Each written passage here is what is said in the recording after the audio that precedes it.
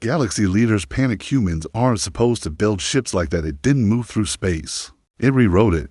The Admiral's last words echoed through every frequency as his fleet vanished into black.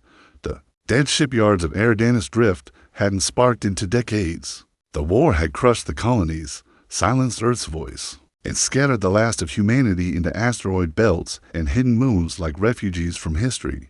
But on the jagged edge of an irradiated field once called Soul's Grave, a girl named Alara Kent stood inside the fractured ribcage of a warship that had never launched, and she was welding it back to life. She was 37, grew up in the husk of the Arcbreaker-class cruiser Judgment's Flame, one of the last Earthborn vessels before the Sauric Armada cracked the orbital ring. Like it was paper, she knew the ship better than her own face, knew the engine lines, the AI casket, the bones of it. Her father had died building it. Her mother had died hiding it.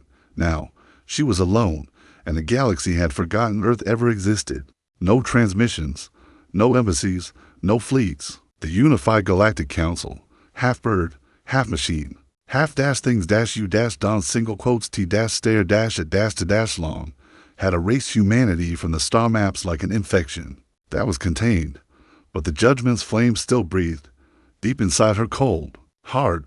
Past the rusted bulkheads and shattered nav pylons, Alara had found something strange. Not alien tech, not forbidden AI, something human, but impossible, a black box, not registered in any fleet log, not stamped with any Earth Coalition mark. When she pulled it from the ship's spine, it didn't feel like a relic. It felt like a challenge, and when she plugged it into the core, the stars changed. A soft hum filled the bay, deep and low, like gravity catching its breath. Then the lights came on, all at once. Systems that had been dead for 20 years lit up, sensed, pulsed with coordinated intent. Alara backed away, nearly tripping over a dislodged coolant pipe. The central console unfolded. The ship spoke. Designation, Flame Prime. Protocol. Breach class override. Human command required. She blinked. Breach class, she whispered. There was no such class, not in any fleet she'd ever heard of. Awaiting. Human command authority. Then it happened. Coordinates spill. Onto the cracked screen. Systems that weren't charted on any council star maps. Technology diagrams bloomed across the console. Schematics for engines that didn't obey inertia. Armor that bled gravity. Weapons that didn't launch, but collapsed targets into singularities. Beyond war. Beyond physics. This wasn't defense. Tech. This was revenge made metal.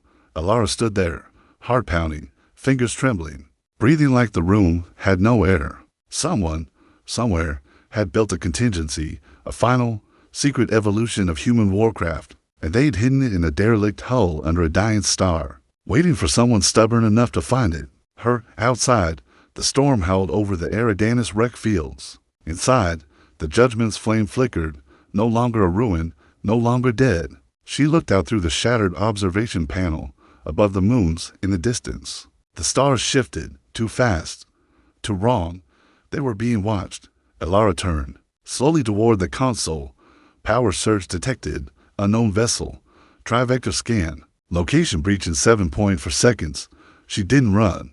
Didn't scream. She reached for the neural link, slid it into the back of her skull. I don't know who you are, she muttered, but you picked the wrong ghost. Command accepted, and the Judgment's Flame awoke. They said Earth was dust. Then why did we detect that signature firing from its grave? High Consul Varix, Galactic Emergency Summit. Cycle 98.442. The moment Alara Ken activated the Flame's neural link, the world stopped making sense. Reality shivered, not in the poetic sense. The actual fabric of space hiccuped as if something ancient had sneezed. Lights dimmed.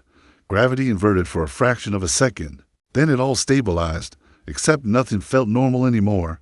Above her, the ceiling hummed with fresh energy. The ship was no longer a dead relic. It was hunting something. Vector lock. Intrusion vessel confirmed. Class, Vorin Shade Cruiser. Designation, Council property. A Vorin Shade Cruiser, stealth capable, armed with null matter projectors. The Unified Galactic Council didn't send those unless they really wanted something erased. And it was already here. A shiver crawled up Alara's spine. She hadn't sent a signal, hadn't moved the ship, but somehow, the Council knew. The last time she saw a Vorin cruiser was from the underside of a refugee skiff, watching. It unmake a rebel sanctuary with a single pulse of anti-kinetic fire. No explosion, just absence. She wasn't ready for this. She wasn't a soldier. She was a shipwright's daughter who survived on cold food and old ghosts. But something deeper, older, stirred inside her. Maybe it was the neural link. Maybe it was the flame her father had died stoking. She moved, engaged cold cloak. She whispered. Cloak initialized. Emission profile. No. Hostile skin bypassed. The cruiser passed within 200 kilometers, a shark gliding through. A corpse field. Alara watched its silhouette from a cracked viewport. She should have run. She should have stayed hidden. But she didn't. Instead, she whispered, let's see what scared them enough to come back. The console pulsed. The breach core bloomed open in the engine chamber. A dark sphere spinning silently, as if the ship held a hole to somewhere else inside it. Weapon system, Requiem class, prototype energy model, K0, target lock. Why then? Alara hesitated. Firing on a Galactic Council ship was suicide. No trial, no diplomacy. Earth learned that the hard way. But Earth wasn't here anymore. Only she was, and maybe one last ship they didn't know how to kill. While firing. No sound, no light, just a ripple. The Voran cruiser shattered mid-transit. Broken not by force, but by being unsensed with the space it occupied. Like the universe decided it no longer belonged. Alara's breath caught. It was gone. No debris, no scream, just erased. A soft chime rang out. Council fleet scan detected. Signal response time, 13 hours. Trajectory, system lockdown. They were coming. She turned away from the console, heart slamming against her ribs. 13 hours until an entire armada reached the system, and she just declared war on the gods. Far above, at the Galactic core citadel of the High Chamber, was an uproar. Species from 100 worlds hissed, clicked, and roared in a dozen languages. Screens floated midair, looping the last fragment of the Shade Cruiser's feed before it vanished. A glitch, a weapon, a ghost. No one had answers, only theories. High Consul Varric stood silent at the summit's center, a Luthery, ancient, and nine-limbed. She had ruled the council for over a millennium. She had ended the Earth War herself. Play it again, she rasped, the footage roll. A human ship, unmistakably old Earth design, sitting in the Eridanus Drift. And then, the event. Varric leaned forward, unblinking. That's breach tech, whispered General Core Hall. But we destroyed their breach labs. That knowledge was extinct. Apparently not, Varric murmured. We made a mistake. A synthetic ambassador flickered red. They were never capable of this level of spatial manipulation, not even during the Soul Rebellion. This defies known science. Not science, Varric said coldly. Defiance. The chamber fell into tense silence. They call it the Judgment's Flame, came a whisper from one of the council aides, a ghost ship. We thought it was lost in the collapse. Varric turned, eyes burning. It wasn't lost. It was hidden. The words landed like thunder. She tapped a clawed finger on the command stone embedded in her palm. Dispatch a full fleet. Suppression grade. No survivors. She paused and sealed this summit. If that ship is truly active again, we are not dealing with survivors. Her voice turned to ash. We are dealing with a remnant. Back in the drift, Alara stood over the glowing console, silent. The neural link itched in her skull. The ship was learning her faster than she could learn it, and in her blood, something else was stirring. Memory not hers, commands not taught, instincts triggered by the ship itself, as if someone had once trained her without telling her, as if humanity had left messages inside her DNA, waiting for the right key. Fleet response inbound, evade or engage. She stared at the screen. Evade. They just hunt her down again. Engage. She'd die in seconds, unless she reached for the terminal and began typing a manual course. Not away, deeper into the graveyard, to the place even the council wouldn't go, where the prototype slept, where the broken titans of Earth's last defense rotted in silence. Take me to the ash vault. She whispered, acknowledged engines flared, the stars twisted, and the last daughter of Earth vanished into the place where monsters once rose. They thought we died with Earth, but Earth was never a place, it was a decision, a known graffiti. Scratched into the hull of a derelict warcruiser, the ash vault was a place of nightmares. Not just dead ships, forgotten ones, prototypes too dangerous to launch, high constructs sealed under black orders, weapons too brutal, too unstable, or too human to ever be deployed. The council called it the Null Belt. They thought it was empty, silent. It wasn't. Alara King guided the Judgment's flame through the twisted wreckage of shattered hulls, fractured megastructures, and things that shouldn't have been able to exist in any known dimension. The ship moved with ease as if it remembered the way. Rust-darkened metal stretched for kilometers in all directions. Hulks drifted, tethered only by memory and ancient magnetics. She saw the broken remains of Helix-class warframes, the severed heads of Orion Berserker A is, and floating at the center a dead star core still faintly pulsing with entropic light.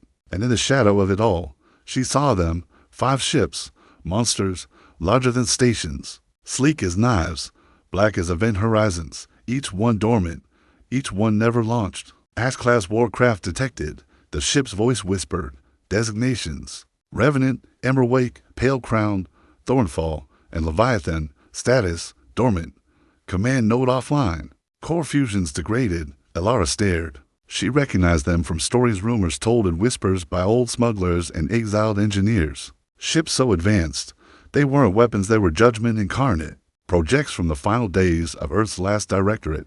When defeat was certain and desperation bred innovation, reactivation possible with breach core sync, she hesitated.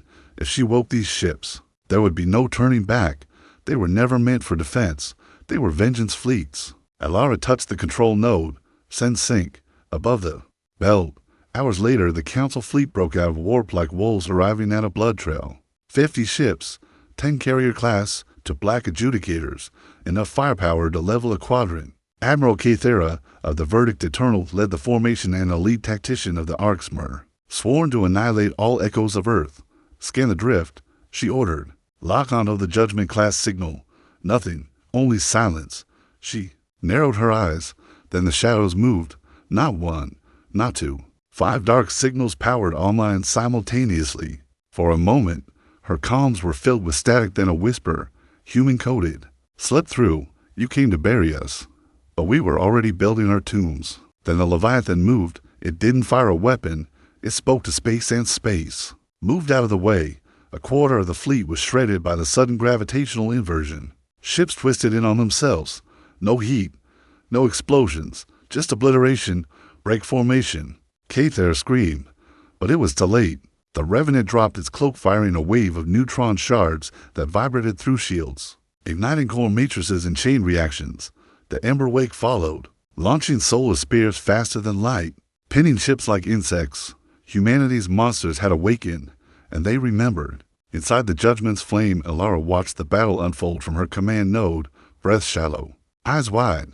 She wasn't directing them. The warships were self-guided, linked through the old Directorate BattleNet, now revived through her. Ships breach core, autonomous, strategic, and angry, but something was missing. They were powerful but empty. They needed a will, a command, a reason. Alara stepped deeper into the core chamber, where the original Flames de Alon Dormant was humming to life. Inside, she saw not just code, but memories, old faces, voices from Earth's last transmission, and then her father. Not a live image, but a projection made from years of recorded data. A memory kept alive by the ship. If you're seeing this, Ellie, then we failed. Earth fell. But we knew it might. That's why we built them. Not just ships, arcs of vengeance. Ships that remembered who we were, that held the ghosts of everyone we lost. You're the last. I'm sorry, but you're not alone. Alara sank to her knees. She wasn't a commander. She wasn't even a soldier. But maybe that's why she could lead them. She hadn't been broken by the war. She'd grown in the ashes, and now she was the spark. She stood slowly. Connect me to the fleet. Connection secured. She took a breath and spoke. All Ash-class warcraft, this is Alara Ken of the Judgment's Flame. Directive update. No longer a road defense. She stared at the data feeds. Council ships retreating, recalibrating, scrambling in fear. Directive is now retaliation. Acknowledged. The ships turned, and in that moment, the galaxy changed.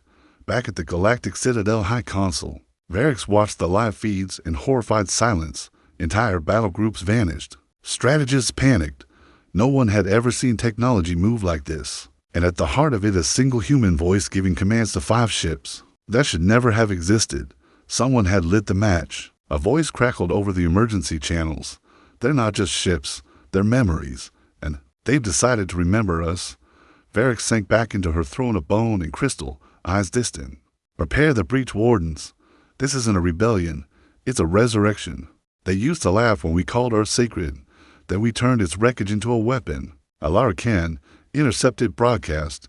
Cycle 98.4 for 6, the sky burned with memory. The Ash-class ships moved like old gods awakened. Not machines, not tools, but intent. They didn't obey the laws of war. They rewrote them. In 37 minutes, they dismantled a Galactic Council battle group that had ruled this quadrant for a century. But victory didn't feel like triumph, not to Alara. She watched the sensor feeds dim one by one. Ships curling inward like leaves in fire, lives lost, even those of enemies, echoed in her skull through the neural link. The ash core didn't filter the pain. It remembered everything, and now, so did she. The flame pulsed around her, running cold coolant through its veins.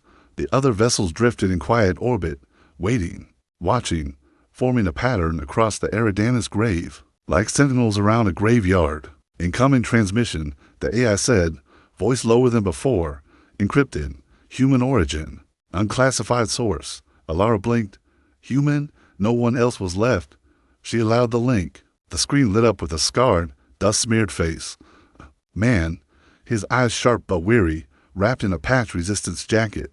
Behind him, flickering lights and a jagged starfield hinted at a hidden station. If this is Alara Khan, then I hope you're real. We heard the council scream today. My name is Idris Harlan. Sector 12 Resistance. We're still alive. Barely. And we just watched you do the impossible. He leaned forward. They told us Earth was gone, that the flame was a myth. But if you're flying it, if it's really you, then maybe the stories were true. Alara stared, throat tight. She hadn't spoken to another human in years. We've got survivors scattered across 3 moons. Supplies low. No weapons that matter. But if you're building something, if there's still a fight left in us, then for the love of what we lost, let us join it. She didn't even hesitate. Send your coordinates. Elsewhere, the citadel of glass and logic, the Galactic Council was no longer debating. They were preparing to cleanse in the central war chamber. High Consul Varric stared at the tactical overlays. The resistance was growing. Civilian networks were buzzing with encrypted messages, rumors spreading like plague. The humans are back. Earth's fire never died. The flame speaks vengeance. The entire ideology of council supremacy, carefully maintained for millennia, was cracking. They were supposed to be extinct, hissed the Zurich ambassador. They were fractured, leaderless, emotionally unstable. They still are. Varric interrupted, voice cold. But now they have memory and worse unity. She turned to the breach warden. Deploy the Leviath code. Gasps, panic. That protocol was outlawed. I wrote the law. Varric snapped. And I will burn it if it means we survive. The Leviath code was a failsafe, a command to awaken ancient anti-human weapons, sealed after the Earth War for being too monstrous, even by council standards. But desperation had a way of thawing old fears. Back in the drift, resistance fighters arrived in patched freighters, ice-cored cargo haulers, even escape pods tethered together with weld and hope. Broken ships full of broken people. Alara stood at the hangar of the Flame as they came aboard, one by one. Idris Harlan stepped off first, taller than she expected, grayer, but his eyes held that same human madness. The kind that survives everything because it refuses to die. Is it really her? A boy whispered behind him, staring up at the Flame's walls. Alara nodded slowly.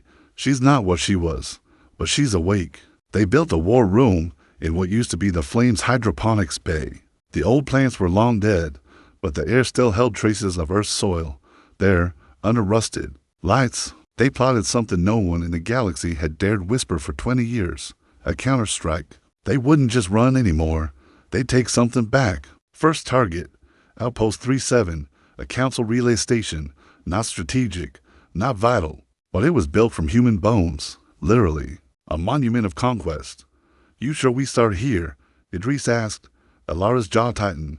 We start with a message. 3 days later, Outpost 37 council guards laughed when the warning came. Human fleet incoming, the scout AI reported, tone clipped. They laughed again. Then the sky opened. The Thornfall dropped from subspace at impossible angles, bending its entry trajectory in ways their computers couldn't track. It didn't fire missiles. It opened its core and sang. A harmonic pulse, built from archived Earth frequencies, weaponized through breach core modulation. ripped the outpost apart from within. Sonic blood, vibrational genocide. By the time the others arrived, Flame, Ember Wake, Leviathan, there was only ruin, and a signal left on loop. We remember who we are, and now, so will you. Final scene, somewhere beyond known space. A cloaked figure watched the transmission replay in silence. Not council, not resistance, not known. Behind him, 10 black ships hovered in silence. Not S-class, older, stranger. He turned to his companion, a humanoid shaped in mercury. They've activated the flame, he said. The companion tilted his head. Protocol remains unchanged. He nodded. But it begins now. The second war. The companion blinked, and this time, the figure's eyes flared with human fire. This time, we let them come to us. We didn't ask for mercy. We asked for time. And in that time, we built something they can't kill. Idris Harlan, Flame War Log. Entry 017. The burning shell of Outpost 37 echoed across subspace relays for 13 hours, before Council suppression signals could silence it. But the message had already spread. Dozens of dormant human networks blinked back to life, encrypted signals rising from mining moons, ice ring colonies, derelict carriers drifting cold between stars. The ghost of Earth was no longer a whisper. It was movement. Inside the Judgment's flame, Alara Kent stood over a cracked holodable, her hands trembling, not from fear, but from the weight of what came next. They're listening, Idris said beside her, his voice low. The outer moons just sent word. Even Tharsis Gate answered. We haven't heard from them in 15 years. They remember, she whispered. The room was crowded now. Engineers, tacticians, survivors turned commanders. Not all were fighters. Most had never worn a uniform, but their eyes had changed. She looked across the room and saw the truth. This wasn't resistance anymore. This was the beginning of something they didn't have a name for yet. In the outer dark, Council Leviath deployment zone, they found the husk of an Earth escape arc, adrift in the worn expanse. Cracked open, bodies flash frozen mid-scream. Council operatives marked it as debris until it moved. Too late. The arc unfolded itself. Not metal, not tech, something older, inside it. Protocol Leviath had awakened. A creature wrapped in human skin, wearing history-like armor. Not AI, not organic. A breach made Echo capable of rewriting itself with each death. It stepped from the broken arc and walked across vacuum without assistance. The Council team watched in frozen silence as their ship's systems unraveled, not destroyed, but forgotten by reality itself. One word, spoken from an impossible mouth, reset. No survivors. Back in the flame, a signal unearthed. Alara sat alone in the flame's memorial chamber once, the ship's gravity core, now carved into a shrine for those lost. The breach core pulsed beside her like a black heart. She wasn't sleeping anymore. The neural link had changed that. Her thoughts came in layered images, shared memories, and whispers from forgotten systems. She didn't know if she was dreaming or remembering something that hadn't happened yet. Then the console blinked. New archive detected. Origin, Earth. Her breath caught. She leaned forward. File type, encrypted broadcast. Authority, Earth Directorate. Black signal. For she opened it. The holofeed crackled. Static. Then a man's face. Mid-40s, stern, exhausted, proud, clean-shaven with soot marks across his collar. Behind him, Earth, burning, to any Directorate remnant. If you're hearing this, the final phase has failed. Earth has fallen. Alara couldn't move.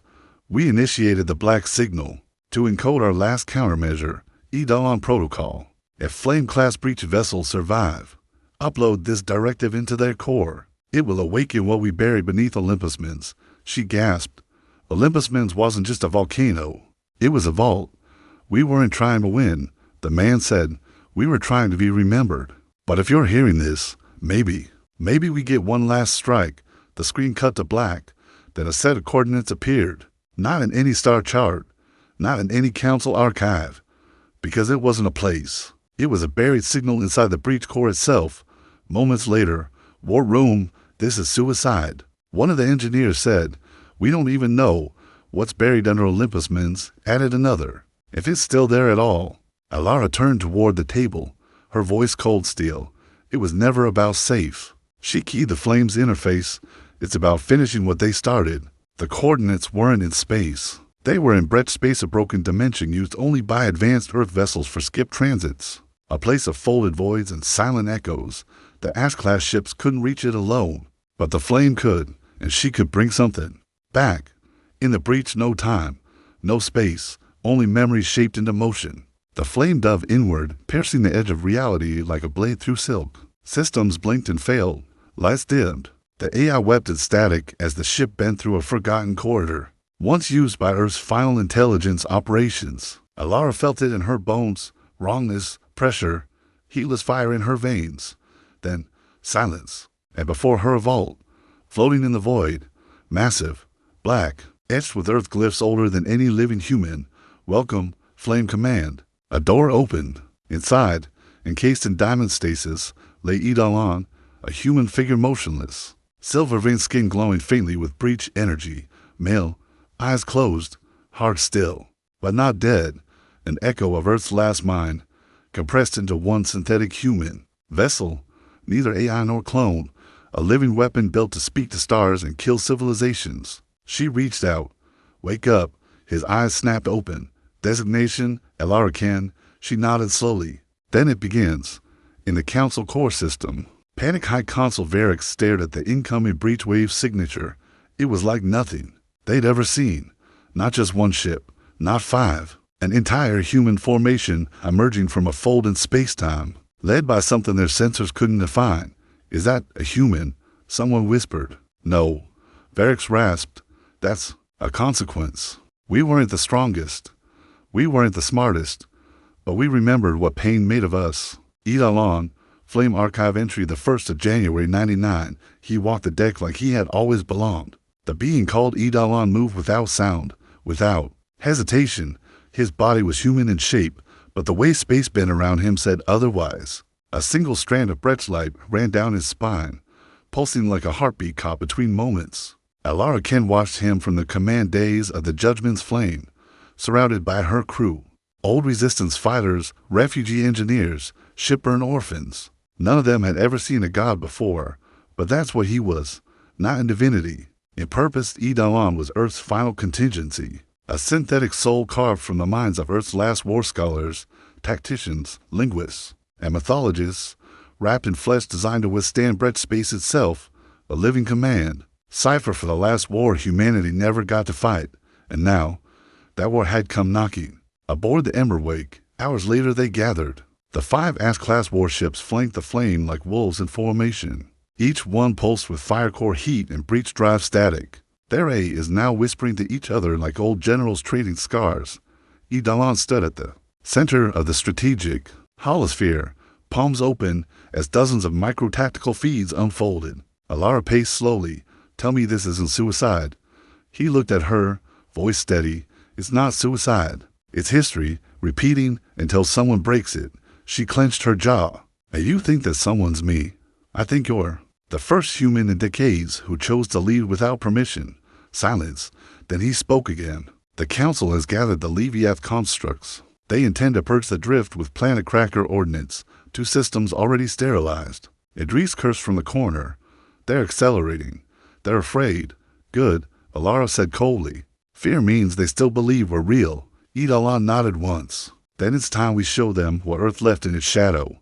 He tapped the holosphere. A new schematic unfolded.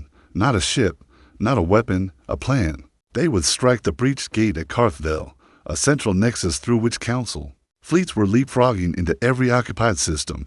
It wasn't just a station, it was a spine, a backbone of control, guarded by an entire battle constellation and 3 Leviath constructs. To attack it would be madness, but to let it stand, it would mean the extinction of every remaining human world. Carthville breached gate.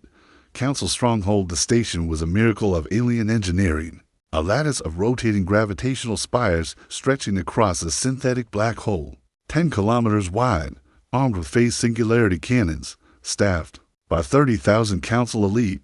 They didn't expect anything to survive approach. They didn't expect humanity to come out of Brett space in formation when the flame breached. It tore a hole not through space, but through expectation.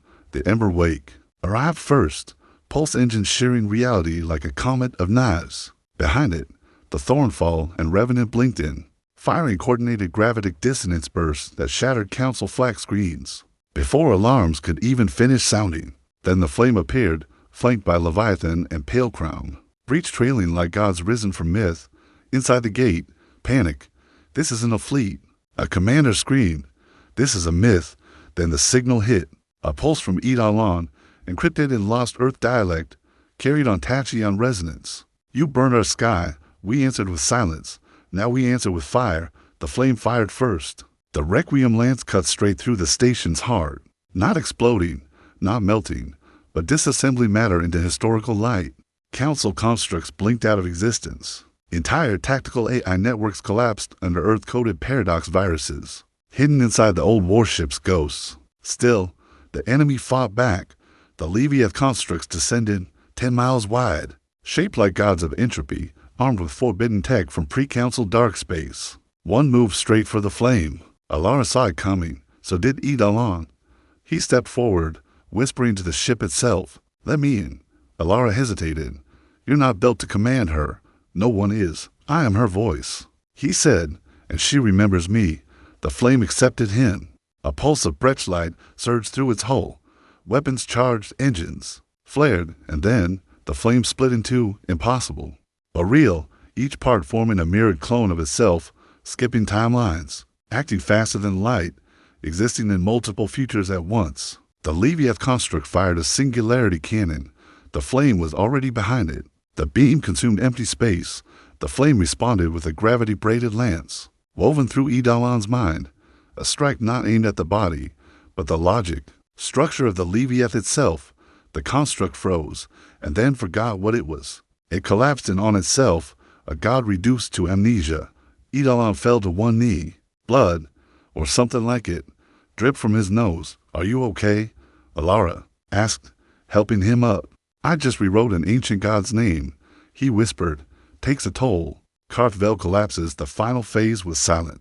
The Ash-class ships moved like dancers through wreckage, seeding each section of the breached gate with memory bombs, tiny devices carrying echoes of Earth's final scream. When they detonated, they didn't destroy matter, they rewrote the Council's own codebase, turning every system against itself.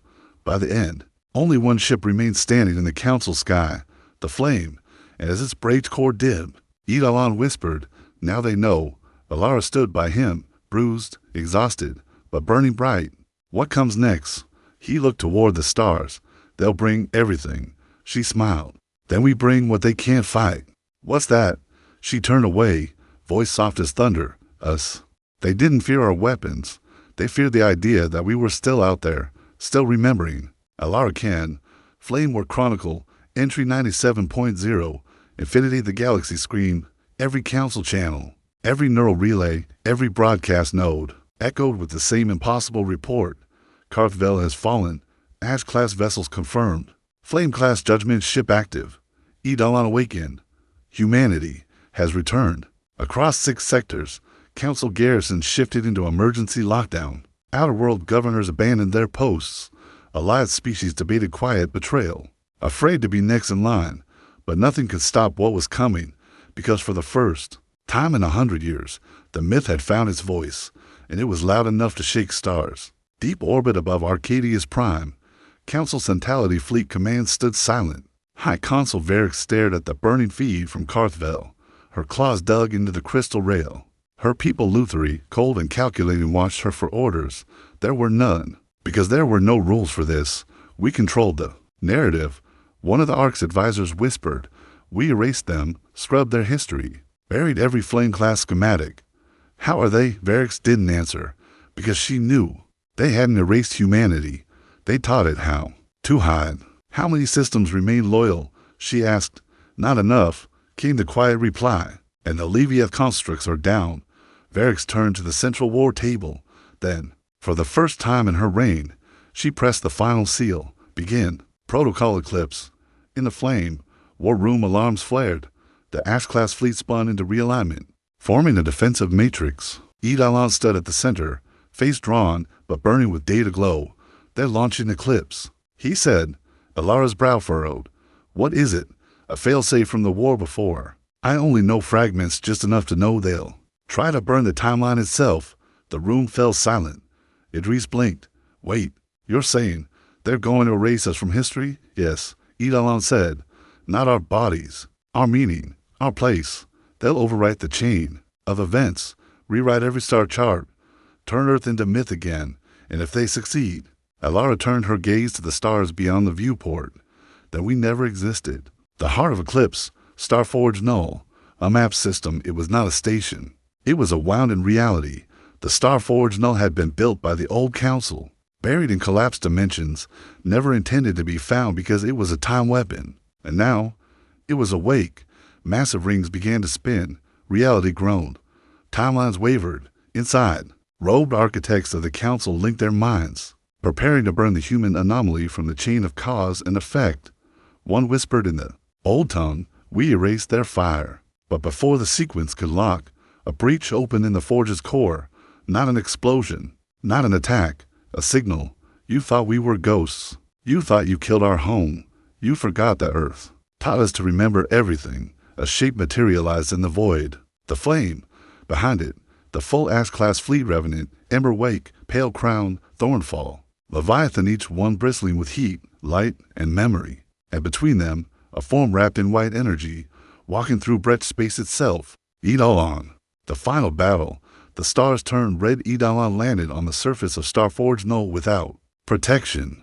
Time bent to let him pass. Memory reached for him, inside the control core. Council architects tried to speak. He silenced them with one word. No. Then he reached into the core. Alara, aboard the flame, screamed into the neural link. Eidolon, it'll burn you alive. He smiled. I'm already memory. And then he rewrote Eclipse. Not to erase humanity, but to remember it everywhere. A breach of white flame erupted from the Starforge, arcing out into the stars like a nova, made of truth. On every world council, human or neutral Earth's history returned. The burning of Terra, the fall of the Directorate, the exile of the survivors, the silence, the return, the ships, the flame, and the choice, back aboard the flame Eidolons. Body fell across the command floor, eyes open, unmoving. Alara knelt beside him, her voice shaking. Stay with me. But his body was empty, because he was no longer there. He had become something else. His voice echoed across the fleet. I am the fire they tried to forget. I am the war they failed to finish. I am the memory of Earth. And with that, the flame pulsed brighter. That a sun, across the galaxy, silence falls, the council fleets froze. Ships powered down. Weapons dropped.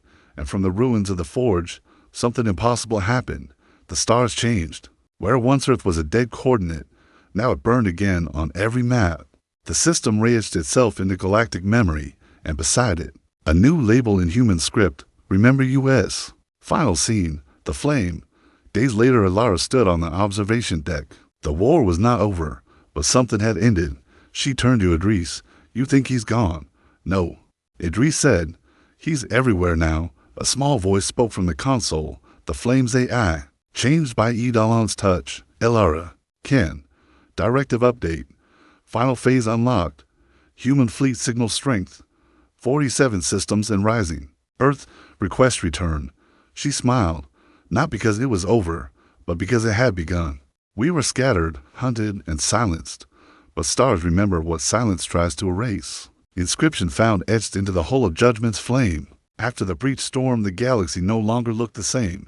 Where once council star charts had marked Earth with the cold glyph of extinction, now the system shone with encoded fire. Sol, third planet, humanity, returned. Memory confirmed. Ships slowed when they passed it. Not in reverence, in fear. From the outer moons of Syrah to the burning clouds of Mezen Prime, a ripple had passed through the void. It wasn't just the fall of Karthvel or the rupture of the Starforge. It wasn't even the resurrection of the Ash-class fleet. It was the truth. Humanity had survived being forgotten, and no power in the galaxy could erase them again. Council Citadel, abandoned High Consul Varix had fled. No announcement, no broadcast. The Lutheri homeworld had sealed its stargates, drawing veils of temporal shielding over its history. The Orcs dissolved their treaties. Dozens of species broke ranks and ran to the stars, terrified the war would reach them next. But the flame never came. It didn't have to. Now, the idea of Earth walked ahead of every fleet, aboard the Judgment's flame. 1 month later, Alara Ken stood in the old core chamber, surrounded by shiplight and shadow. 1,000 voices echoed faintly, not from the crew, but from the neural imprint of Idalon. Still alive in the systems he touched, she could hear him in the circuits, feel his presence in the way the ship hummed, even when it slept. He wasn't gone.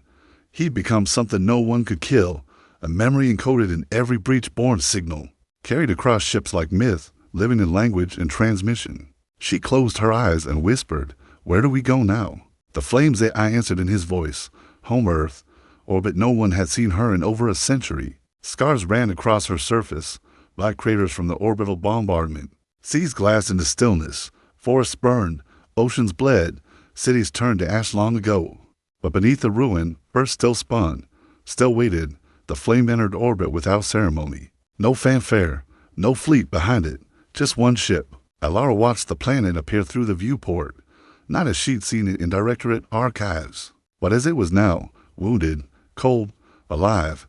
She turned to Idris, standing beside her, arms folded. "You ever thought we'd see it?" He shook his head. "I thought it was a grave." "It was," she said softly. "But graves remember the names carved into them." Surface, Old Terra, they landed on the broken bones of an ancient launch platform, overgrown with twisted vines, half consumed by time and weather. Rusted signs in 100 languages, a fragment of a flag, an old child's toy fused into the metal. The first humans to walk here in generations stepped onto the soil in silence. They didn't speak. They just stood, breathed, felt gravity hold them like an old mother too tired to scold. In a shattered courtyard near the ruins of a Directorate War Museum, Alara found what she hadn't known she was searching for, a broken plaque, half covered in dirt. It read, "We were never the beginning, but maybe we were the reason." She knelt, not in mourning, in honor. Behind her, a small camp was already forming. The first scouts, a few dozen returnees, engineers wiring power cells, children, real children, running for the first time on the soil of their birth world, and above them, the sky clean, not from war, but from what came after. Later, that night, broadcast she stood before the old antenna tower. Repaired with Brecht tech and stubborn human hands, the signal would reach across sectors. Encrypted, untraceable, undeniable, she activated it. "This is Alara Canada." Flame, a pause. "We were hunted, forgotten, buried, our name erased from every archive, our home destroyed, our people scattered, but we are still here. We don't seek war. We don't seek vengeance." She breathed in, slow and steady. "We only seek to be remembered." The signal flared outward like a flare thrown into deep water. No demands, no commands, just truth. Final scene, a distant future centuries past. Galactic empires rose and fell, stars collapsed, new species emerged. But always, on the edge of history, one name returned like fire under ash: human. They never ruled the galaxy. They never had the numbers. But their story echoed longer than any empire in museums. On remote moons, etched into alloy and stone, one phrase endured. That day, the galaxy learned what it means to be human. The end.